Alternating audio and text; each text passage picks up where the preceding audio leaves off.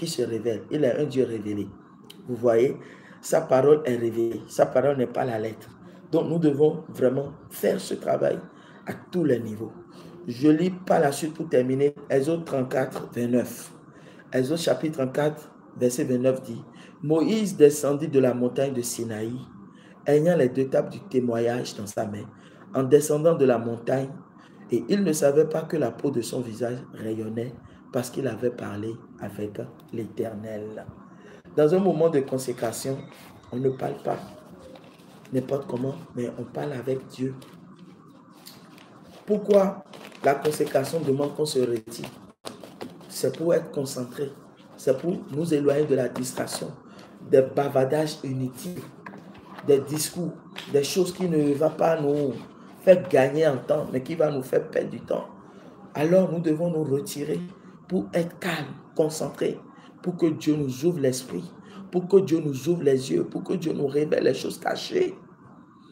Alors, si Moïse allait à la montagne de l'Éternel et qu'il a eu la grâce de parler avec Dieu, et quand il descendait de la montagne, la Bible dit que son visage rayonnait. Son visage rayonnait. Alléluia. Son visage rayonnait parce qu'il a eu à parler avec Dieu. Quand nous poursuivons, nous allons voir que la Bible dit dans le 30, Aaron et tous les enfants d'Israël regardaient Moïse et voici la peau de son visage rayonnait et ils craignaient de s'approcher de lui. Moïse les appela. Aaron et tous les principaux de l'assemblée vinrent auprès de lui et il leur parla. Après cela, tous les enfants d'Israël s'approchèrent et il leur donna tous les ordres qu'il avait reçus de l'Éternel sur la montagne de Sinaï. Lorsque Moïse eut achevé de leur parler, il mit un voile sur son visage. Alléluia. Les choses doivent changer quand tu redescends de la face de Dieu, de la présence de Dieu.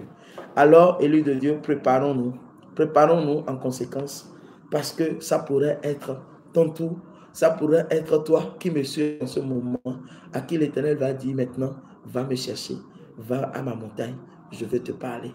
Alors que nous soyons tous préparés et que nous soyons tous concentrés pour que Dieu puisse faire son travail en nous et que toute la gloire lui revienne au nom de Jésus. Alors nous sommes en train de terminer notre enseignement de ce soir sur la vie de consécration. J'aimerais prier pour toi qui m'as suivi, que la paix de l'Éternel soit sur toi, que la main de l'Éternel soit sur toi, que l'Éternel, Dieu, siège dans ta vie, que sa présence se manifeste dans tous les départements de ta vie. Je prie surtout que l'Éternel t'amène dans les eaux profondes, dans une autre dimension.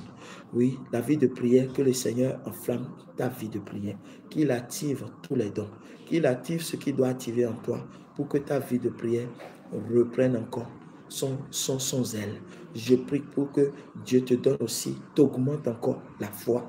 Parce que tout ce que nous disons, c'est la foi. Si tu n'as pas la foi, tu ne peux pas te sacrifier, ni croire, ni te rendre disponible pour Dieu, alors que la foi habite dans ton cœur.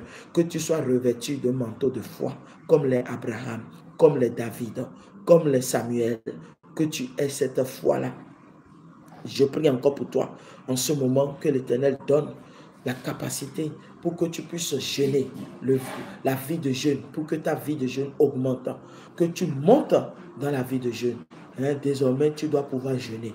Oui, tu vas même observer des moments de jeûne prolongés, sans même sentir que tu jeûnes.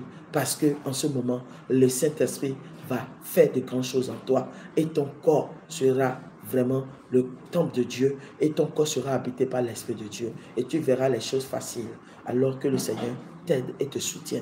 Et non seulement tout ça, mais il faut ajouter aussi la méditation de la parole, que Dieu nous donne la force, la capacité, l'amour, la soif de méditer sa parole et que tout cela fasse de nous maintenant un serviteur engagé fidèlement avec Christ et que la main de l'Éternel soit sur vous. Soyez bénis dans le nom de Jésus-Christ, notre Dieu, notre Seigneur.